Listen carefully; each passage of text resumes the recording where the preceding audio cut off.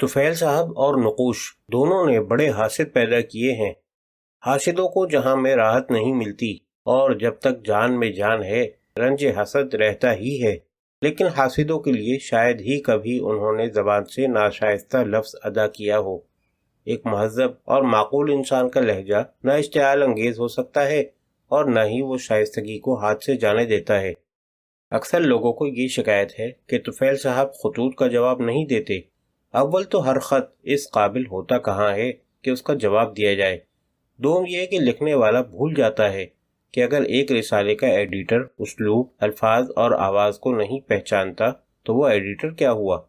کچھ لوگوں کو یہ شکایت ہے کہ ان کی تحریر نقوش میں نہیں چھپتی۔ ایسے لوگ نہیں جانتے کہ ادبی لطافت، موضوع اور نفس مضمون، تحریر کی شستگی اور پاکیزگی اور اس کے کلاسیکی حسن کو طفیل صاحب ایک نگاہ ڈال کر جان لیتے ہیں، اس کے مرتبے کو پہچان لیتے ہیں۔ وہ ہر تحریر کو 2 مرتبہ ضرور پڑھتے ہیں، ایک اس وقت جب وہ نقوش میں اشاعت کے لیے منتخب کر لی جائے، دوسری بار اس وقت جب کتابت ہو جائے۔ انتشار اور بدنظمی ادب میں ہو یا کسی اور شعبے میں انہیں ایک آنکھ نہیں بھاتی۔ ایسے بدمذاق لوگوں سے کٹ کر بقول منٹو وہ باجو کی گلی میں مڑ جاتے ہیں تاکہ بد اخلاقی اور بدمذاقی کے چھیٹوں سے خود کو بچا سکیں۔ یہ جب گڑھی شاہو میں رہتے تھے تو صبح ہی چل پڑتے، تانگے میں سوار ہوتے اور نقوش کے دفتر میں آ بیٹھتے۔ سوائے ضروری کام کے ہرگز دفتر نہ چھوڑتے۔ دفتر اس انداز سے ترتیب دیا گیا ہے کہ منہ مغرب کی جانب رہتا ہے، کعبے کی طرف پیٹھ نہیں کرنا چاہتے۔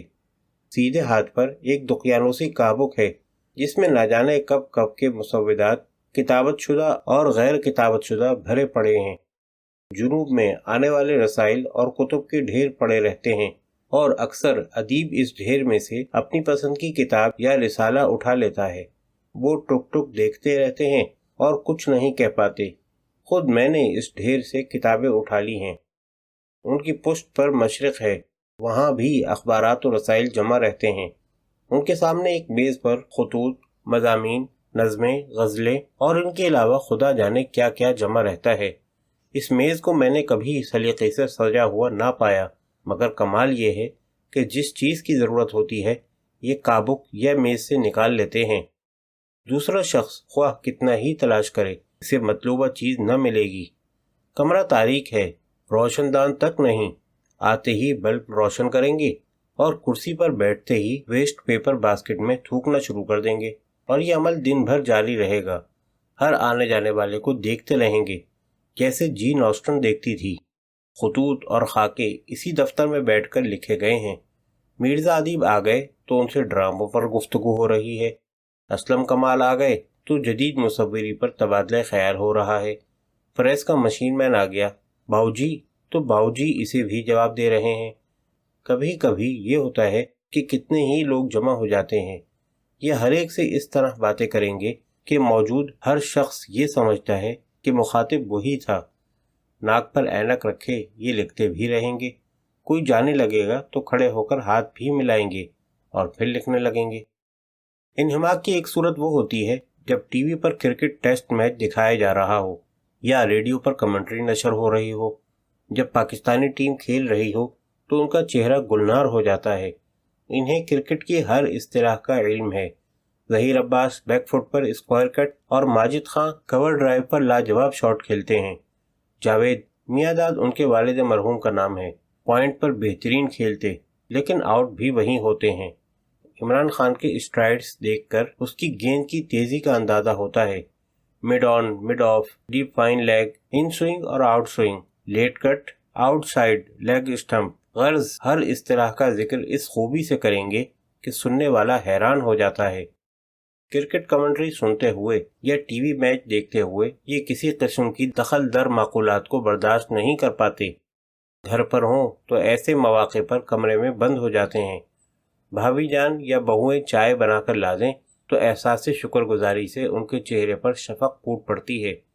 ایک روزہ میچ ہو تو پھر ان کی بھویں اور زیادہ گھنی ہو جاتی ہیں۔ یہ تن کر بیٹھ جاتے ہیں، پیشانی پر شیل پڑ جاتے ہیں اور خون کا دوران بڑھ جاتا ہے۔ مد مقابل اچھا کھیل رہا ہو تو اسے بھی داد دیں گے۔ ان کا خیال ہے کہ کھیل خواہ کوئی کھیلے اس سے لطف اندوز ہونا چاہیے۔ کوئی صاحب دفتر میں داخل ہوتے ہیں تو یہ پوچھیں گے چائے، موسم گرما ہو تب بھی کہیں گے چائے، جواب خواہ کچھ ہو دوسرے کے لیے کولڈ ڈرنک اور اپنے لیے چائے منگا لیں گے۔ بات دراصل یہ ہے کہ چائے بہت پیتے ہیں، اچھی بری کی قید نہیں، جب مل جائے، جہاں مل جائے اور جیسی مل جائے، چائے نہیں چھوڑیں گے۔ جب دفتر کی اوپر والی منزل میں قیام تھا، جب یہ زینے سے اترتے، بھابھی جان اس وقت ضرور یاد دلاتی، تسی بجار دی چائے نہیں پینی جے۔ وہ 2-4 مرتبہ چائے بنا کر بھیج دیتی، لیکن یہ بجار کی چائے پیے بغیر باز نہ آتے۔ ڈاکٹر سلیم اختر بتاتے ہیں کہ اکثر ادیبوں کا یہ خیال ہے کہ یہ جو طفیل صاحب ہوٹلوں میں نہیں جاتے اور عصر حاضر کے ادباء اور شعراء کے ساتھ وقت نہیں گزارتے، وہ اس لیے کہ روپیہ خرچ نہیں کرنا چاہتے۔ معاملہ اس کے برعکس ہے۔ ایک مرتبہ ہم دونوں مجنو گورکھپوری صاحب سے ملنے گئے۔ دوران گفتگو مجنو صاحب نے فرمایا، میں ہندوستان سے آیا تھا، لاہور میں اگر طفیل نے میری جیب میں 500 روپے نہ ٹھوس دیے ہوتے تو میں کراچی نہیں پہنچ سکتا تھا۔ یہ سنتے جاتے ہیں اور شرما رہے ہیں۔ فوراً بات کا رخ موڑنا چاہا، لیکن مجنو صاحب کو کون روک سکتا تھا؟ میں نے سوچا تھا نقوش کے لیے لکھتا رہوں گا، لیکن میری بد توفیقی کہ اب تک کچھ نہیں لکھ سکا۔ طفیل چند لمحوں بعد اٹھ کھڑے ہوئے، پھر حاضر ہوں گے، ایک ضروری کام یاد آ گیا ہے۔ ایک روز ہم دونوں نقوش کے دفتر میں بیٹھے تھے، ایک صاحب آئے، بدن پر چیتھڑے، آنکھیں چڑھی ہوئیں، ہاتھ پاؤں پر میل، ٹانگوں پر غلاظت لتھڑی ہوئی۔ آئیے آئیے ساغر صاحب، ہاتھ ملاتے ہوئے ان کے ہاتھ میں کچھ نوٹ تھما رہے تھے۔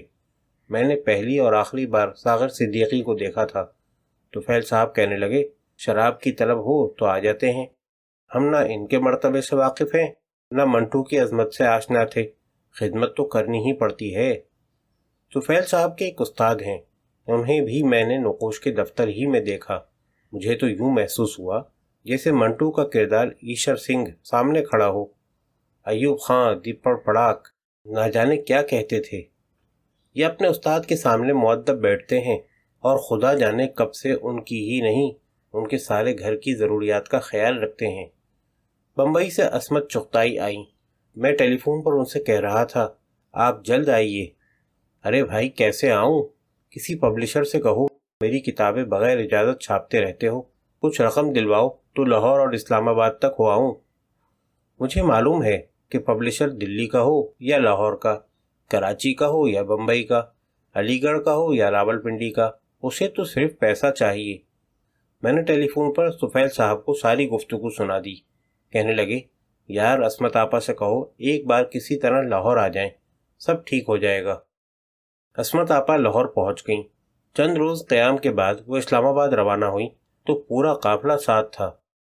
کراچی سے عصمت آپا کے ہمراہ مدحت، عصمت چغتائی کی بڑی صاحبزادی، ڈاکٹر عطیہ، جنہوں نے 13 یا 14 سال کی عمر میں سب سے پہلے سوتے سے اٹھ کر لحاف سنا تھا، کچھ بچے اور میں، سب ریل کار میں سوار تھے۔ واپسی ہوائی جہاز سے ہوئی اور سب خرچ طفیل صاحب نے برداشت کیا۔